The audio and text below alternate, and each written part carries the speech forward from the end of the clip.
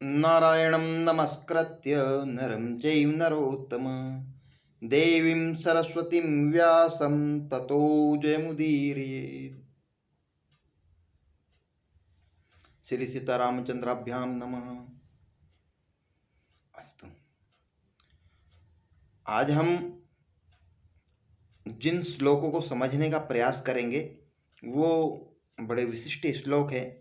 अतः पहले उन श्लोकों को पढ़ते हैं।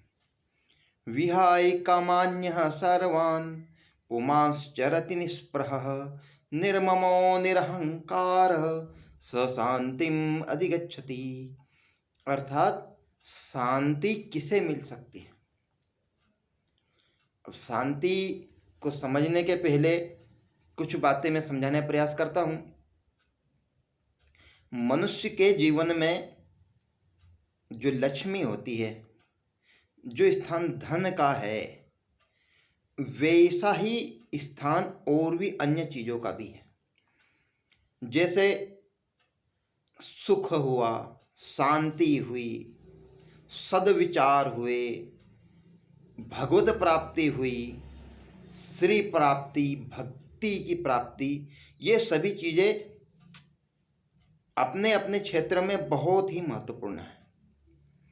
किसी के पास धन हो सकता है, बहुत पर्याप्त धन हो सकता है, परंतु उसे सुख हो नहीं हो इसमें बड़ा संशय है। अच्छा, सुख के बाद शांति, शांति एक केवल उसके तक लिमिट नहीं है उसकी, उसके परिवार में शांति है कि नहीं, उसके परिवार के सब लोग सुखी है कि नहीं, सामूहिकता में उसे सुख प्राप्त हो रहा है अथवा नहीं। इन सब चीजों का जो सामूहिक स्वरूप है वो है शांति। तो शांति ये भी एक धन से कम चीज नहीं होती है, ये भी धीरे धीरे ही प्राप्ति होने वाली चीजें हैं। ऐसी कुल 12 चीजों के नाम शास्त्रों में आते हैं। तो यहाँ पर भगवान कह रहे हैं कि जो मनुष्य के लिए सबसे आवश्यक चीज, धन से भी अति आवश्यक चीज है सुख और शांति। सुख स्वयं के लिए और शांति परिवार के लिए। तो शांति किसे होगी? शांति उसी व्यक्ति को मिल सकती है जिसने कामनाओं को त्याग दिया है, इच्छाओं को त्याग दिया है। जैसे कोई व्यक्ति है, उसकी इच्छा है कि मैं कार में घूमूं, पर कार में घूमने की इच्छा ही समाप्त हो जाए। एक बड़ा सा बंगला होना चाहिए, पर बंगले की इच्छा ही समाप्त हो जाए, वो छोटे में ही संतुष्ट होने का जो भाव उसके अंदर धीरे धीरे जागृत होता है। तो ये जो धीरे धीरे भाव जागृत होता है, ये उसी के अंदर प्राप्त होता है जिसकी इच्छाएं शांत हो जाती है। इच्छाएं शांत हो जाती है तो व्यक्ति शांति को प्राप्त होता है। अब कुछ उदाहरण है। जैसा कि हमने पूर्व में 2 उदाहरणों को देखा था। आयुधौम्य के शिष्य हुए आरुणि और एक उपमन्यु। अब तीसरे शिष्य का नाम हम वर्णन देखते हैं, जिनका नाम है वेद।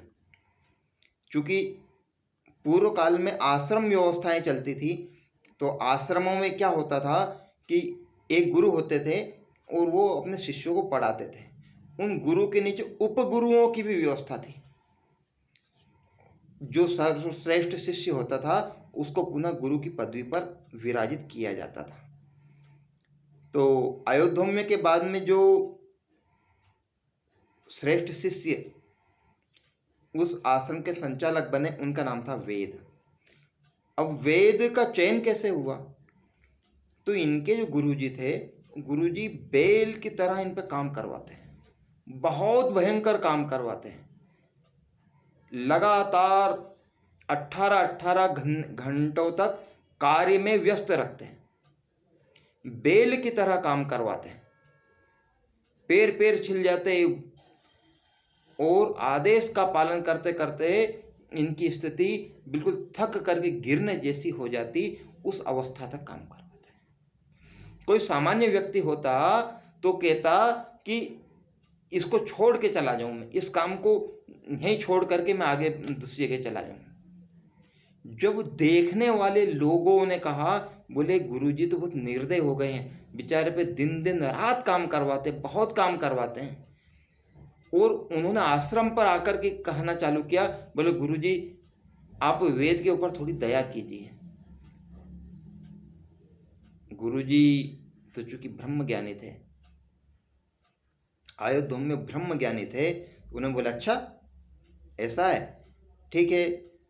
अब चूंकि उन्होंने देख लिया, उनकी जो सूक्ष्म बुद्धि से उससे देख लिया कि अब इसकी मुक्ति का समय आ गया है, तो उन्होंने अपना समस्त वैदिक ज्ञान, धर्म ज्ञान उनको दे करके ये आगे वन में प्रस्थान कर गए तपस्या के लिए। अब इनके भी कुछ शिष्य हुए। वेद के भी करीब 4 शिष्यों का वर्णन आता है। उनमें जो सबसे पहले शिष्य उनका नाम है उतंग। उतंग आश्रम में रहकर पढ़ाई करते थे, विद्या अध्ययन करते थे। अध्ययन करते करते करते करते बहुत अच्छे से अध्ययन मन लगाकर करते थे। अब वेद इनके ऊपर बहुत अधिक काम नहीं करवाते थे, कष्ट नहीं देते थे। क्यों? क्योंकि वेद को आश्रम के कष्टों के बारे में बहुत अच्छी जानकारी थी। अब जब पढ़ाई करते करते उतंग ने वेद अध्ययन पूर्ण कर लिया, तो प्रणाम करने के लिए आया, बोले गुरुदेव मैं आपकी क्या सेवा करूं? तो वेद कहते हैं, बोले मुझे तो कुछ नहीं चाहिए। ये जो कुछ नहीं चाहिए, ये है पूर्णता का प्रतीक। ये है एक सिद्ध अवस्था में प्राप्त हुए व्यक्ति की पहचान कि मुझे तो कुछ नहीं चाहिए, और अपनी बात पर अडिग रहना। जिसके अंदर ऐसा भाव होता है वह श्रेष्ठ होता है। तो यहाँ पर वेद के मन में ये स्पष्ट है कि मुझे कुछ नहीं लेना है, मुझे इन कष्टों से बच करके रहना है, क्योंकि यदि मैंने कुछ लिया तो इन कष्टों को वापस मुझे भी पूरे करने पड़ेंगे। अब चूंकि गुरु शिष्य परंपरा थी, अब उतंग बार बार आग्रह करते हैं, बोले नहीं गुरुजी कुछ तो लेना पड़ेगा, गुरुजी कुछ तो लेना पड़ेगा। तो गुरुजी कहते हैं देखो भाई मुझे तो कुछ नहीं चाहिए, पर तुम्हारी देने की ही इच्छा है तो तुम तुम्हारी गुरु माता से पूछ लो। गुरु माता भी यही कहती हैं, बोले उतंग मुझे तो कुछ नहीं चाहिए, तुम्हारी विद्या अध्ययन पूर्ण हो गया है, अब तुम जा सकते हो।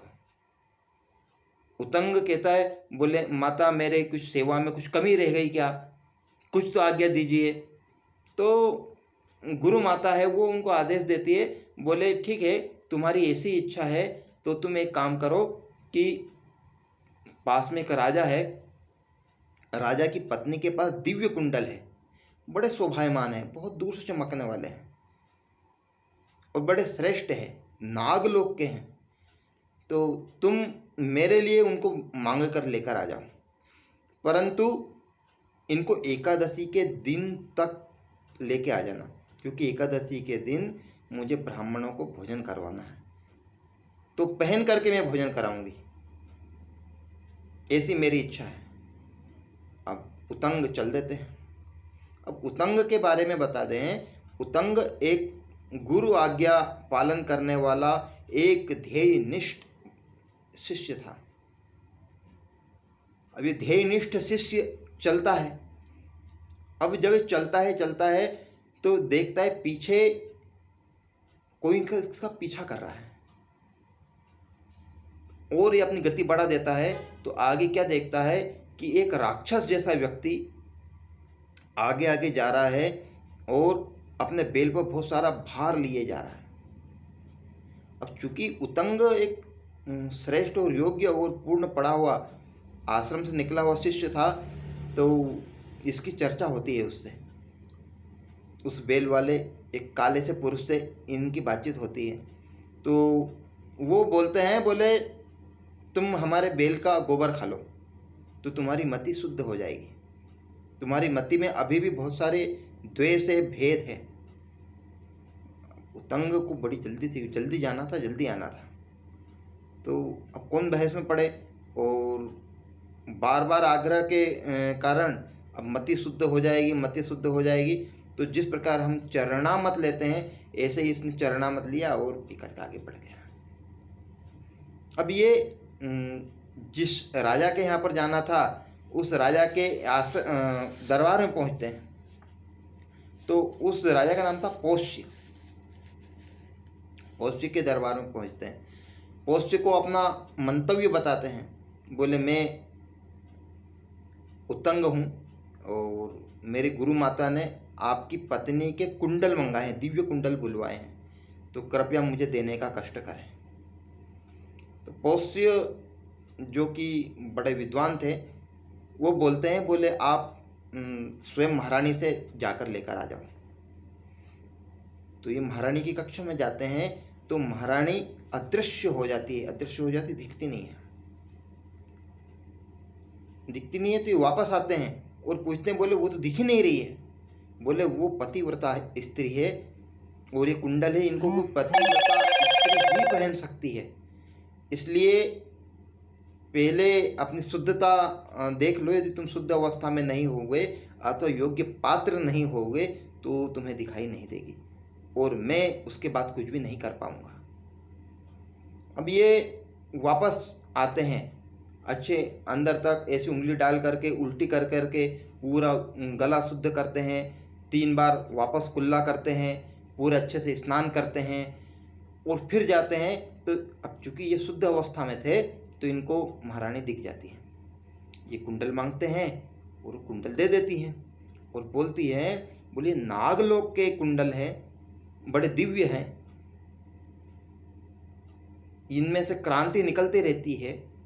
इनको पहनने के बाद में जो पतिव्रता स्त्री है वो किसी को, सामान्य व्यक्ति को, दुर्जन व्यक्ति को दिखाई नहीं देती है। ऐसे दिव्य कुंडल है ये। तो इनकी तलाश में हमेशा तक्षक नाग लगा रहता है, तो उससे बचा कर लेकर जाना। क्योंकि पोष्य मंत्रवेत्ता था, जल्दी जल्दी जल्दी जल्दी चलने लगता है। अब देखता है कि एक छपड़ा की छोटी कद का बालक कभी आगे दिखता, कभी पीछे दिखता, कभी आगे दिखता, कभी पीछे दिखता। अब चूंकि यात्रा बहुत लंबी थी तो एक जगह पानी पीने के लिए उद्यत होते हैं। तो कुंडल को रख करके पानी पीते हैं, इतनी ही देर में तक्षक ने उन कुंडलों को छीन लिया, चुरा लिया। अब चुरा लिया तो अब ये क्या करे, ये तो बड़ी अवस्थाहीन हो गया, बहुत परेशान हो गया। तो ये उसके छपनक का पीछा करते हैं। छपनक जितनी तेज चलता है उतनी तेज ये चलते हैं। चूंकि इनके अंदर योग बल की शक्ति रहती है, तो योग बल की शक्ति होने के कारण नागलोक तक उसका पीछा करते हैं। नागलोक तक जाने के बाद में जो तक्षक है वो हार मान जाता है। बोले भैया तू इन कुंडलों को ले जा। अब उतंग है, जल्दी से कुंडल लेता है और जल्दी से आश्रम आता है, अपनी गुरु माता को देता है। ये समय पर आ चुका था। गुरु माता ने कुंडल पहन लिए और पहनने के बाद में ये अपने घर के लिए चल देता है। जब चलता है तो इसके मन में एक बात घर कर जाती है। बोले तक्षक नाग है नहीं, ये बड़ा परेशान करता है। अभी तक्षक नाग की कहानी पहले सुननी पड़ेगी कि वास्तव में तक्षक नाग कहाँ से पैदा हुआ, और अंतर्ध्यान वाली कहानी यदि सुनना हो आपको कि अंतर्ध्यान कैसे होते हैं और अंतर्ध्यान होने वाले और कितने उदाहरण हैं हमारे महाभारत और रामायण में, तो आपको यहाँ पर कमेंट करके लिखना पड़ेगा कि हमें ये सुनना है। तो हम आने वाले एपिसोडों में इसका वर्णन करेंगे कि ये गायब होने वाली विद्या, अंतर्ध्यान होने वाली विद्या कोई साधारण व्यक्ति भी कैसे प्राप्त कर सकता है। अब चूंकि इसका वर्णन महाभारत में ढूंढना बड़ा कठिन था। अब ये लगातार 3 दिनों तक अध्ययन के बाद में उसके कुछ मंत्र, उसकी साधना विधि प्राप्त हुई है। वो हम आगे के एपिसोड में यदि अपने जानने की इच्छा होगी तो अपन दिखाने का प्रयास करेंगे। वो बताना पड़ेगा आपको कमेंट लिख करके कि हाँ हमें वो जानना है, तो हम उसको बताएंगे। तो पहले इन सर्पों के जन्म की कथा समझना चाहिए कि इन सर्पों का जन्म कैसे हुआ। अब चूंकि यहाँ पर 15 मिनट पूरे हो रहे हैं, तो अपन इसके अगले एपिसोड में सर्पों के जन्म की कथा सुनने का प्रयास करेंगे। जी, जय श्री राम।